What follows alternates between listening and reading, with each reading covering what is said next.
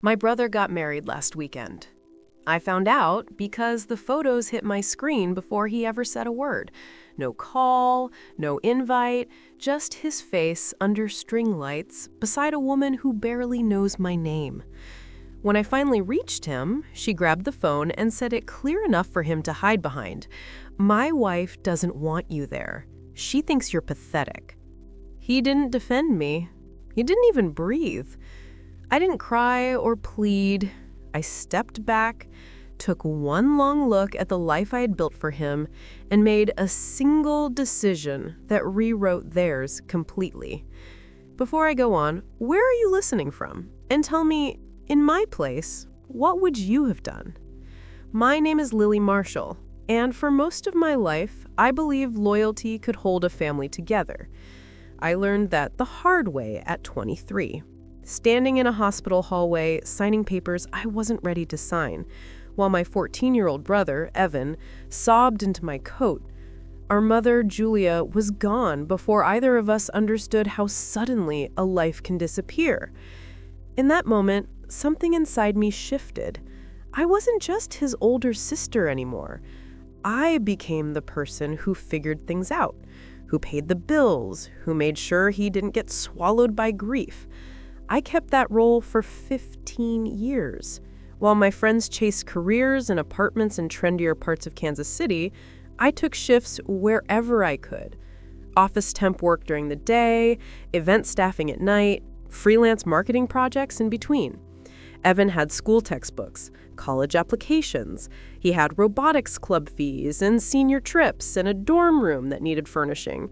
I covered all of it. Not because anyone asked me to, but because I couldn't watch him fall through the cracks our mother's death had opened. When Evan started college, I bought a small loft in the Crossroads district under my name. I told him it was for convenience, but really it was to give him stability, something I knew too well he couldn't build alone yet. I also put away money for the Europe trip he always talked about taking after graduation. Little transfers tucked into a travel fund until it reached $35,000. He used to joke that when he was an engineer, he'd pay me back with interest. I laughed it off. Family doesn't keep score. At least, that's what I thought. The strange thing is, people assume betrayal hits like a sudden blow. In my case, it came as a slow ache I couldn't name at first. Months before the wedding, Evan called less. Messages got shorter. He started saying things like, "I've got it handled," or "You don't have to worry about me anymore," in a tone that suggested my concern annoyed him. When he introduced me to his girlfriend, Sienna, I noticed the way she looked me up and down like she was cataloging me. A measuring glance, not a friendly one. She was an influencer, bright smile, curated outfits, always thinking about angles and lighting. Evan seemed dazzled by her confidence. I didn't mind. People evolve. Brothers fall in love. That's normal. But I could feel something shifting. The way conversations got shorter or were postponed. The way Sienna's voice lingered too close to the phone whenever I called. Still, I never imagined I'd be erased. Not until that morning when I opened my screen and saw wedding photos. My brother in a suit I didn't know he bought, beside a woman wearing a dress I'd never seen under lights I'd never been invited to stand beneath. A ceremony that happened without a text, without a call, without even a lie to soften the blow. I stared at those pictures and felt something familiar and heavy settle in my chest. The same weight I had felt in that hospital hallway years ago. Only this time, it wasn't grief that hit me. It was realization. The family I thought I'd held together had quietly cut me out. The moment I saw those wedding photos, my first instinct wasn't anger. It was denial. Quiet, desperate denial that made me think there had to be a mistake. Maybe it was a styled shoot. Maybe it was an engagement party mislabeled by someone online. Maybe Evan would text any second with some frantic explanation about last-minute plans and miscommunication. I kept telling myself that as I called him. Once, twice, 5 times. On the sixth call, the ring didn't even echo. It went straight to voicemail, his recorded voice cheerfully asking me to leave a message. A voice I had listened to, edited, and re-recorded with him back when he couldn't pronounce the word availability without laughing. By the seventh attempt, something icy began tightening around my ribs. Not panic, recognition. Someone was avoiding me. I tried texting him. "Evan, call me." Then I saw the photos. "Just tell me what's going on." No answer. When my phone finally lit up with an incoming call, I exhaled too quickly. Relief, fear, all tangled. I swiped to answer, but it wasn't Evan's voice I heard. "Well," a woman said, "I was wondering how long it would take you." Her tone wasn't surprised, it was bored, as if she'd been expecting this moment, almost looking forward to it. "I need to talk to my brother," I said. "Put him on." A pause, a small laugh, low and sharp. "He's busy. We just got back from the reception. It was perfect." Reception? The words sliced clean through my chest. "I wasn't invited," I said, trying to keep my voice level. "That's the point," she replied. "My wife doesn't want you there. She thinks you're pathetic." For a moment, I didn't hear anything. Not her breathing, not my own. Just a long, thin silence expanding inside my skull. Pathetic? I gripped the phone tighter. "Did Evan say that?" "He doesn't need to," she said. "He agrees." In the background, I heard his voice muffled, hesitant. "Sienna, just give me the phone." "No," she snapped louder, now making sure I heard. "She needs to understand. We're adults. We don't need her controlling everything anymore." Controlling.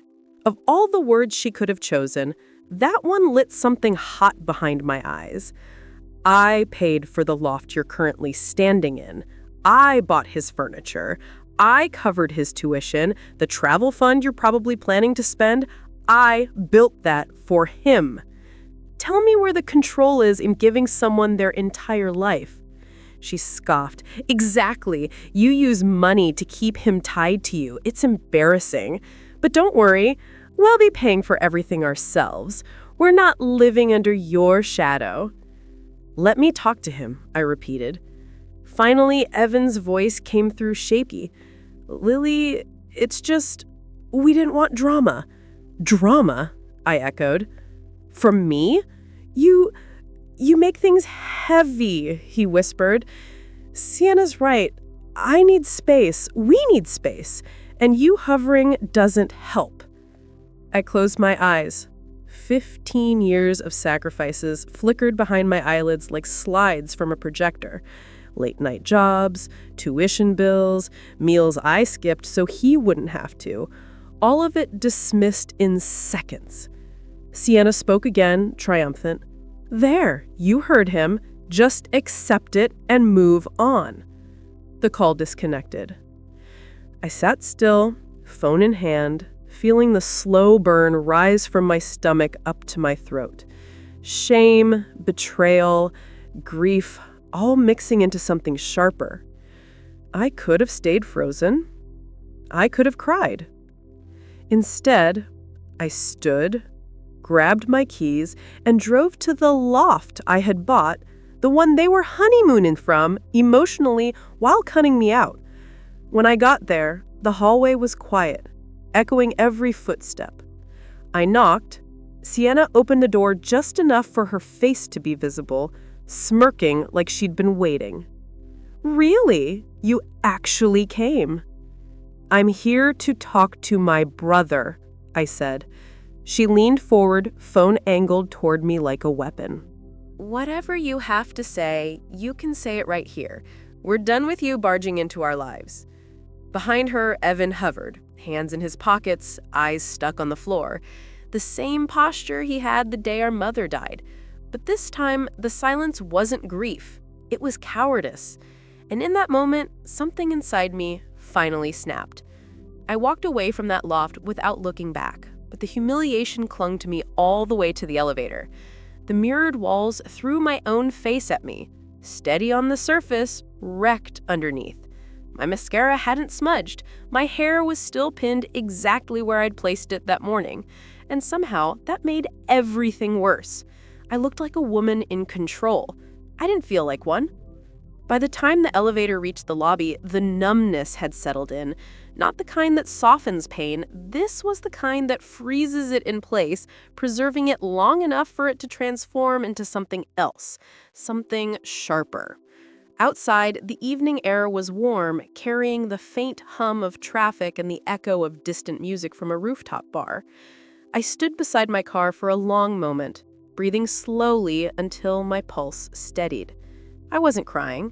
I wasn't shaking. I wasn't falling apart, but something had collapsed inside me, a structure I had spent 15 years holding upright without anyone noticing. And once it fell, it left a clean, quiet space behind, a space I could finally think in. When I got home, the loft lights flicked on automatically. It was a habit I programmed everything to make the place feel less empty. It didn't help tonight. The rooms looked hollow, like the inside of a shell someone had abandoned. I set my keys down, slipped out of my heels, and walked straight to the small office I had built out of discipline, not passion. File, spreadsheets, project outlines, my whole life organized in neat rows and color-coded tabs. I stared at the screen, and a sentence formed in my mind with a clarity that almost frightened me. If they want independence, I'll give them exactly that. I opened a new spreadsheet, a blank grid waiting. Row by row, I began listing everything I had ever taken on for Evan. Purchase price, mortgage balance, monthly payment, utilities, electric, water, internet, association dues, insurance, streaming services, family rideshare plan, credit card he used for emergencies that somehow became everyday use, the travel fund, $35,000, saved dollar by dollar, airline reservation, 2 tickets for the Europe trip I once believed he deserved. I didn't write any commentary, no labels like sacrifice or gifts, just the numbers, cold and neutral. When the full picture came into view, a strange calm washed over me. I had built a safety net so wide and so strong that he'd mistaken it for the floor beneath his own feet, and now he resented me for it. The irony made me laugh, a small, humorless sound that barely filled the room. I picked up my phone and scrolled to the contact I rarely used except for legal questions about contracts, Maya Lopez. Maya wasn't a close friend, but she respected facts the same way I did. She didn't care about family politics or emotional history. She cared about documentation and ownership. She answered with a low, "Salili, everything okay?" "No," I said, "but it will be. I need to know something." I read her the list. Every asset, every account, every monthly payment. "Do I have the right to unwind all of this?" I asked. Every dollar, every property, every booking, without giving him anything. There was a rustle of papers on her end. Then her voice sharpened. "Lily, everything you just listed is under your name. Sole ownership. Beneficiary status doesn't grant rights. Loans, bills, assets, you are legally free to sever every financial tie without his consent." The calm in my chest solidified. "Good," I said. "Is this about the wedding?" she asked softly. I wasn't invited, and apparently I'm pathetic. Maya let out a low whistle, then, "Let's make sure you're pathetic on paper, too. I'll email you templates." When we hung up, the inbox started filling forms, steps, instructions. I printed everything and stacked them neatly. Then I sat back in my chair. Collapse wasn't the end of a structure. It was the clearing of space. And I finally knew what I was going to build in that space. Morning came without my permission. I hadn't slept. I'd only shifted between planning and a strange, crystalline calm. The sun slipped through the blinds in thin lines, striping across the documents I had organized on my desk. Forms, statements, instructions. A quiet arsenal. At 9:01 a.m., I made the first call. airline customer service. "How may I assist?" "My name is Lily Marshall," I said. "I need to cancel a reservation." I read the confirmation number off the printout. 2 premium tickets to Europe months from now, purchased with the naive hope that my brother would finally take the trip he dreamed about since he was 16. "Reason for cancellation?" the agent asked. "Plans changed," I replied. I didn't explain that the woman who called me pathetic planned on using those tickets for her honeymoon, that she had stood in the loft I bought, surrounded by appliances and furniture I selected, and told me with full confidence that they didn't need me anymore. The agent clicked through her system. "You're eligible for a 60% refund and a credit for the rest. Should I proceed?" "Yes," I said. "Proceed." I hung up and watched the inbox refresh. A refund confirmation appeared. Honeymoon canceled. The first domino fell with no fanfare, no guilt, just the soft thud of inevitability. Next was the Education and Travel Fund. I opened the investment portal, 2-factor authenticated, and stared at the balance, $35,000. I remembered every deposit. $50 one month, $500 the next, a surprise tax refund in April. Money I had set aside so Evan could see Paris, touch the stone walls of Florence, wander through a world he'd only seen on YouTube. I clicked Withdraw All. A warning popped up. Penalties, taxes, early withdrawal fees. I confirmed anyway. My phone buzzed immediately. A text from the investment firm. "Transfer initiated. Funds will post within 5 business days." The second domino dropped. I closed the browser and reached for the mortgage file. The loft was next. I dialed the number for Reed Thompson, the realtor who had helped me purchase it 4 years ago. Reed was quick, efficient, and ruthlessly honest. Exactly what I needed. "Lily," he answered. "Long time. What can I do for you?"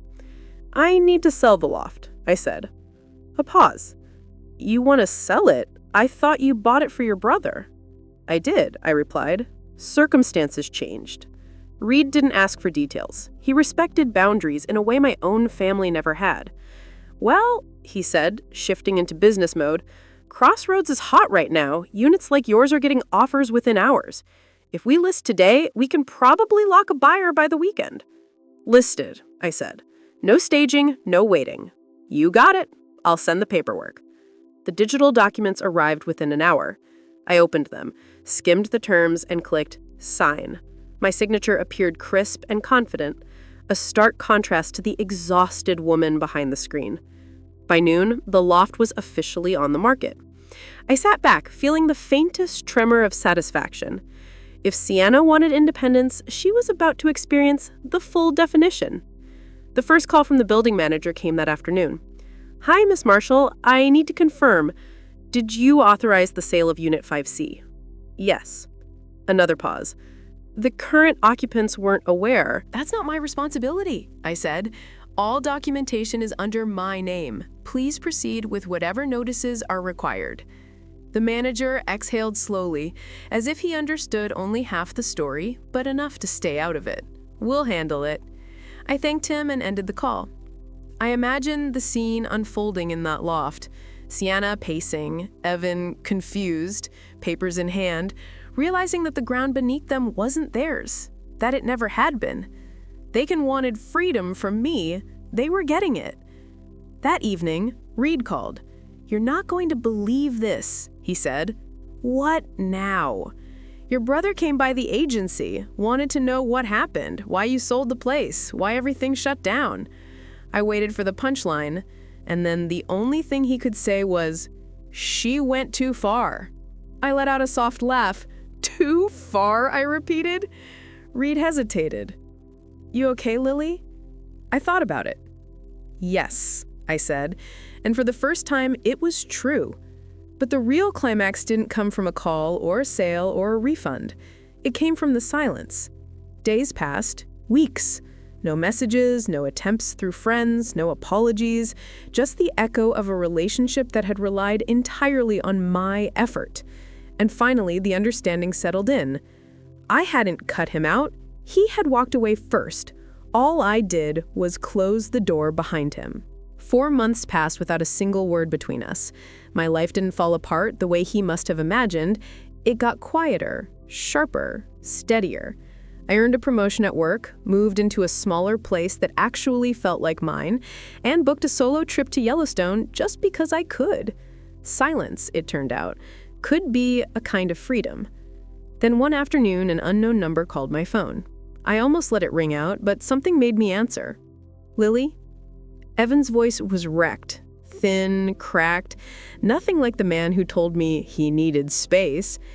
He explained everything in broken pieces. How Sienna had burned through their savings, chasing brand deals that never came, how the honeymoon cancellation humiliated her publicly, and how losing the loft left them scrambling for short-term rentals. And then the final blow. She'd left him for someone with more opportunity, taking half their debt with her. "I have nowhere to go," he whispered. "Can I stay with you just until I get back on my feet?" I didn't raise my voice. I didn't scold him. I simply breathed in once, slow and full. "No," I said. "You wanted independence. Live it." Then I hung up the phone and blocked his number. I didn't feel triumphant when I set the phone down, just steady. The way a door feels when it finally clicked shut after hanging crooked for years. My world is smaller now, but it's clean. I wake up without that quiet dread of who might need saving next. I hike on weekends, cook for one, and fill my home with things I actually chose for myself. Cutting him off wasn't revenge. It was survival.